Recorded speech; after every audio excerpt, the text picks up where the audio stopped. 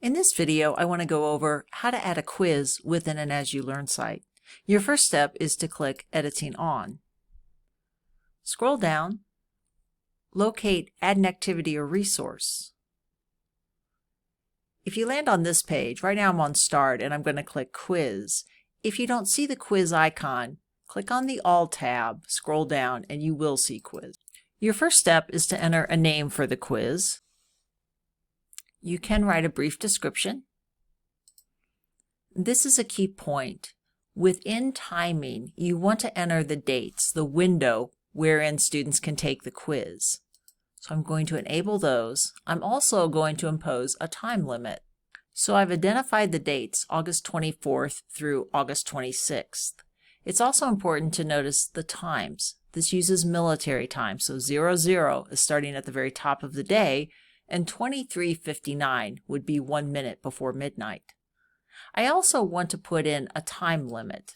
So no matter when the student takes it within that window, I'm only going to allow 25 minutes. If you have students who need additional time, you can add an override, and that will be a separate video. Within the grade section, the first item is grade category.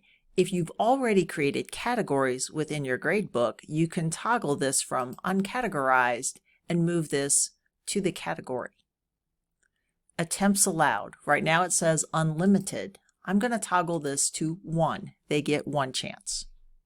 Under layout, I'm going to leave this with the default that they must click to go through and each question appears on 1 page.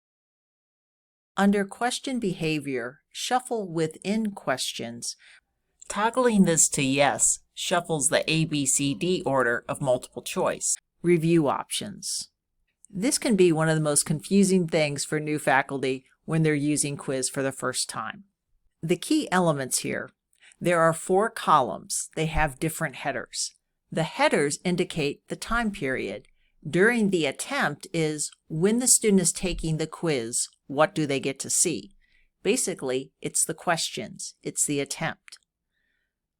The next block is immediately after the attempt, and this means after the student clicks Submit, 2 minutes after they submit, what are they allowed to see then?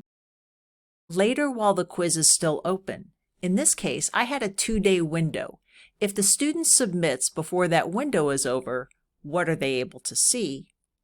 And this last column, after the quiz is closed. After that close date, and no one's taking this quiz anymore, what do the students get to see then? Faculty make different choices here.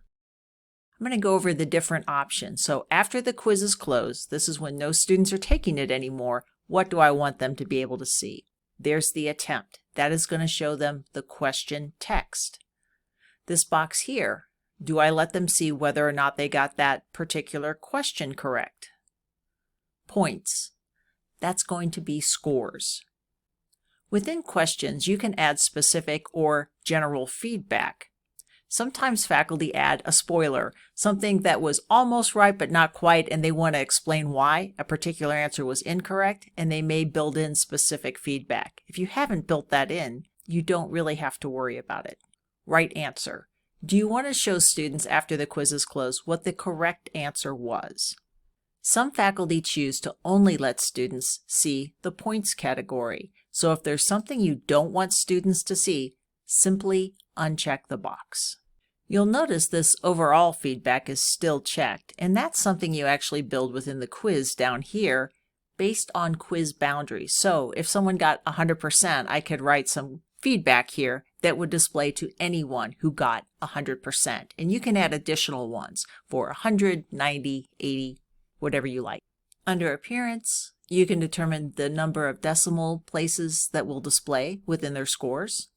You'll see a header here for Safe Exam Browser.